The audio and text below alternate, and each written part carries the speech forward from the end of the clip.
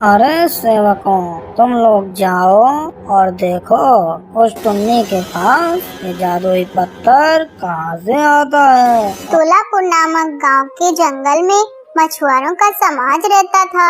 उसी समाज में भोलू कबूतर अपनी बेटी टुन्नी चिड़िया के साथ रहता था। भोलू नदी से मछलियाँ पकड़कर गांव के बाजार में बेच देता था और टुन्नी मछुआरिन गांव में लगने वाले मेले में नाच दिखाकर सबका मनोरंजन करती थी। टुन्नी भी नाच गाने से थोड़े बहुत पैसे कमा लेती थी। वाह, क्या नाचती है टुन्नी मछुआरन। अब तो मुझे भोला मछुआरे से मिलना पड़ेगा। अरे तो देर क्यों करते हो लकी ठाकुर, मिल लो ना पापा से। लकी ठाकुर उस जंगल के जमींदार मोनू ठाकुर का छोटा भाई था। लकी और टुन्नी एक दूसरे को बहुत पसंद करते थे और शादी भी करना चाहते थे। इसलिए लकी टुन्नी के घर उसका हाथ मांगने जाता है। भोला चाचा, मैं आपकी बेटी टुन्नी से बहुत प्यार करता हूँ और उससे शादी भी करना चाहता हूँ। अरे लकी बेटा, अगर मैं अपनी बेटी की शादी तुमसे कर भी दूं, लेकिन तुम्हारे घर वाले इसे नहीं अपनाएंगे। वो मेरी जिम्मेदारी है चाचा। लकी की जवान पर विश्वास करके भोला मछुआरा अपनी बेटी टुन्नी की शादी उस लकी ठाकुर के साथ कर देता है। वह टुन्नी मछुआरिन को बहू बनाकर जैसे ही अपने घर जाता है, उसका बड़ा भाई मोनू ठाकुर उसको घर के दरवाजे से ही वापस लौटा देता है। घर में मछुआरन को बहू बनाकर लाते हो, तुम्हें शर्म नहीं आई? अब ये मछुआरन मेरी पत्नी है भैया। चुप कर नादान, इस मछुआरन के लिए मेरे घर में कोई जगह नहीं है। अगर इसके साथ रहना है तो कहीं भी जाकर रहे, लेकिन मैं तुझे इस घर में नहीं रहने दूंगा। यह सब सुनकर टुन्नी को बहुत दुख होता है। लकी और टुन्नी बहुत दुखी होकर वहाँ से चले जाते हैं। अब क्या होगा लकी जी, तुम्हारे भैया ने तो हमें घर से निकाल दिया है, अब हम कहाँ जाएंगे? कोई बात नहीं टुन्नी, भैया ने निकाला है तो क्या हुआ, हम अपनी अलग एक झोपड़ी बना लेंगे। फिर वे दोनों जंगल के बाहर झोपड़ी बनाकर रहने लगते हैं और टुन्नी मछुआरन जंगल में औरतों के सजने संवरने का सामान बेचने लगती है और उधर लकी गांव के बाजार में चाट की ठेली लगा लेता है। इसी तरह उन दोनों के घर का खर्च बड़े आराम से चलने लगता है। एक दिन टुन्नी जंगल के रास्ते गांव में सामान बेचने जा रही थी, तभी उसकी नजर सूखी घास में लगी आग पर पड़ती है। आग के बीचों बीच एक नागिन गहरी नींद में सोई पड़ी थी। यह सब देखकर टुन्नी का हृदय कांप जाता है। अरे ये क्या, ये नागिन तो आग के बीचों बीच सोई पड़ी है, इसकी जान तो मुझे बचानी पड़ेगी। यह कहकर टुन्नी अपना सामान एक तरफ रखकर उस नागिन को आग से बचा लेती है और उसे एक नदी के किनारे छोड़ देती है और वहाँ से चलने लगती है। अरे रुको टुन्नी, तुमने मेरी जान बचाई है। अगर आज तुम ना होती तो मैं इस आग में भस्म हो गई होती। मैं तुमसे बहुत प्रसन्न हूँ और मैं तुम्हें ये कांच की डिबिया देना चाहती हूँ। मैं इस डिबिया का क्या करूँगी नागिन बहन? मैं तो एक गरीब मछुआरी हूँ, अपना सामान बेचकर गुजारा करती हूँ। ये एक जादुई डिबिया है, जब तुम इसका ढक्कन खोलोगी तब तुम्हें इसमें एक कीमती पत्थर मिलेगा।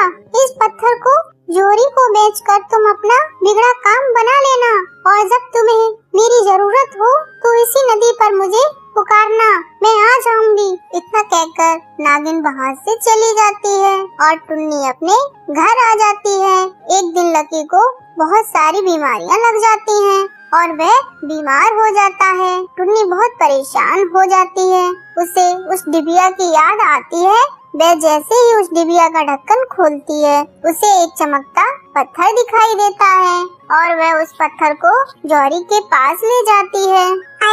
अरे काका, मेरे पास ये पत्थर है, मुझे इसके बदले पैसे दे दो, मेरे पति बहुत बीमार हैं। अरे टुन्नी बेटा, मैं तो इसको ले लूं, मगर इसके ज्यादा पैसे नहीं दे पाऊंगा, मात्र 2000 रुपए ही दे पाऊंगा।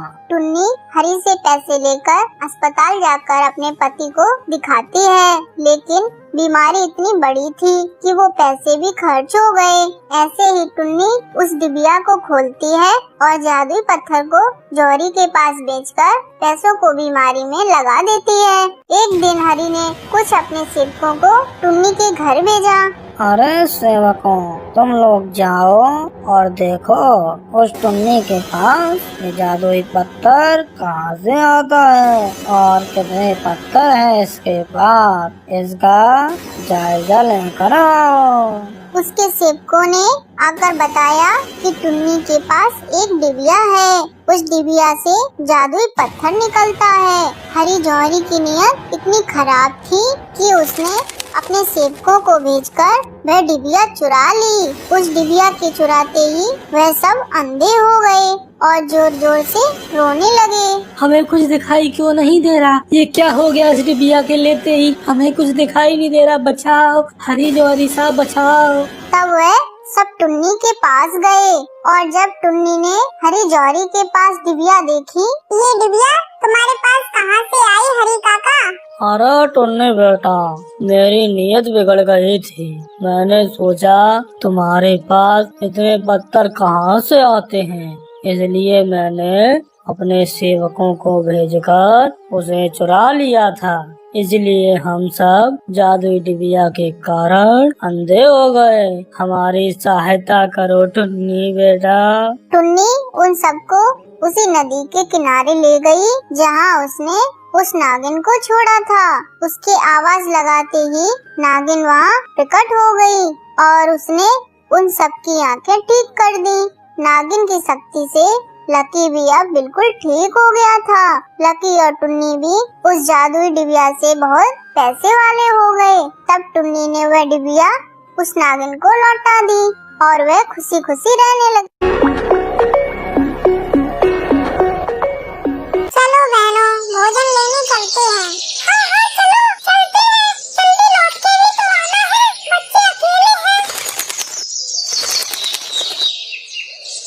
चलो बहनों, आज के लिए भोजन काफी हो गया है। बच्चे भी अकेले हैं, अब हमें चलना चाहिए। हाँ चलो चलो, अब हमें चलना चाहिए।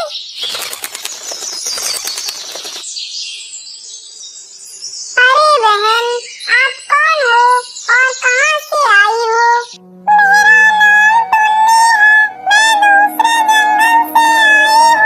मुझे लगता है आपको दिखाई भी नहीं देता। हाँ बहन, मैं अंधी हूँ। एक एक्सीडेंट में मेरी दोनों आंखें चली गई। अरे ये तो बहुत बुरा हुआ आपके साथ। आप हमारे साथ रहो, हम आपकी देखभाल करते रहेंगे। हाँ, और हमारी भी सहायता हो जाएगी। हम भोजन की तलाश में दिन भर बाहर रहते हैं, तो आप हमारे बच्चों की देखभाल करते रहना। हाँ, और हम आपके लिए भी भोजन ले आया करेंगे। आपको भोजन के लिए श्रम भी नहीं करना पड़ेगा। आप सबका बहुत बहुत धन्यवाद जो आपने मुझ अंधे को सहारा दिया।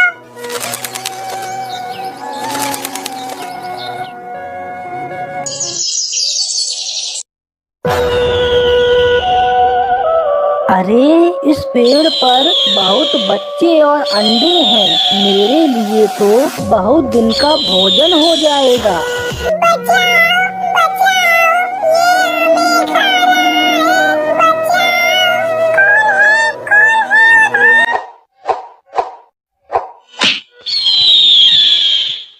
अरे ये चिड़िया अंधी है, लेकिन निशाना तो बहुत तेज है। क्या करूं? कैसे इन बच्चों को अपना भोजन बनाऊं?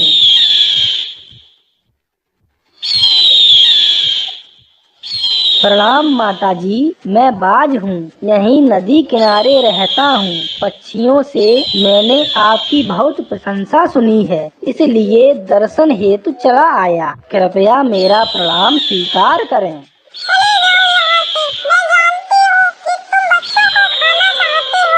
माता जी, मैं जानता हूँ कि आपको मुझ पर संदेह है कि मैं इन बच्चों को अपना आहार बना लूँगा, किंतु विश्वास करें ऐसा नहीं है। एक महात्मा से मिलने के बाद मैंने मांस खाना छोड़ दिया है। मैं पूरी तरह से शाकाहारी बन गया हूँ।